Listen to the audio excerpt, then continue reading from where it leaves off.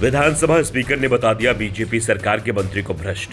Budget से ठीक पहले स्पीकर के आरोपों से बैकफुट पर आई बीजेपी। कांग्रेस ने मंत्री को बर्खास्त करने की मांग की, सदन में मचा हंगामा।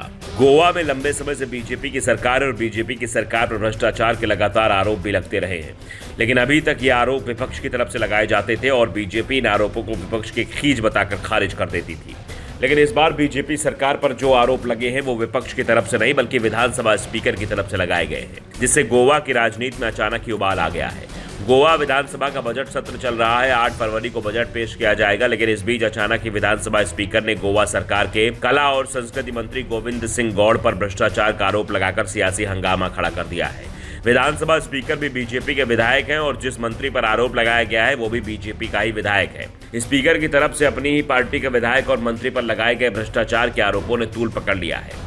विधानसभा स्पीकर की तरफ से मंत्री पर भ्रष्टाचार का आरोप लगाए जाने के बाद मंत्री गौड़ की कुर्सी अब संकट में दिखाई दे रही है।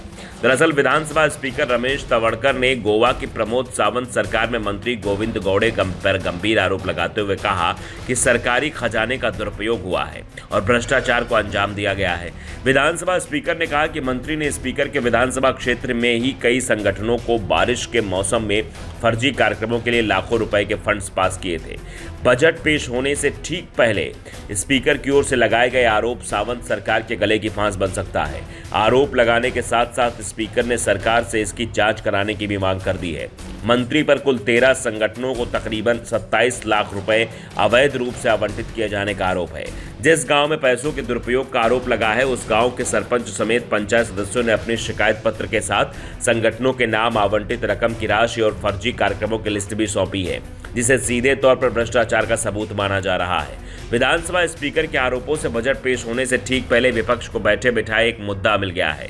शायद सावंत सरकार को इसकी उम्मीद भी नहीं थी कि विधानसभा के स्पीकर ही अपने आरोपों से उनकी मुश्किल खड़ी कर देंगे। स्पीकर के आरोपों पर विपक्षी पार्टियों के नेता ने सरकार पर जमकर हमला बोला है। गोवा फॉरवर्ड पार्टी के महासचिव दुर्गादास कामत ने कहा, स्पीकर का सत्ताधारी दल बीजेपी से होते हुए अपने ही विधायक के खिलाफ भ्रष्टाचार का आरोप लगाना सीएम सावंत के लिए बड़ी शर्मिंदगी है।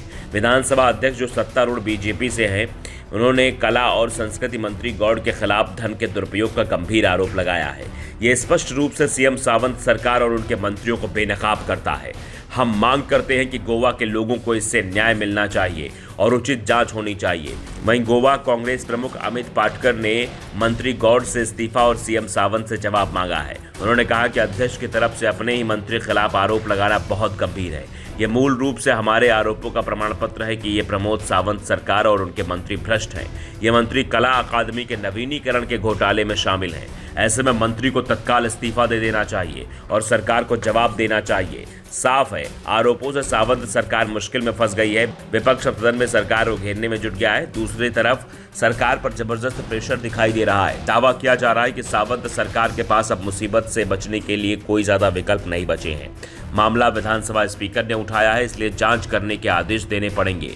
साथ ही मंत्री को भी हटाना होगा। अब यह फैसला सावंत को ही करना है कि कब मंत्री से इस्तीफा मांगा जाता है।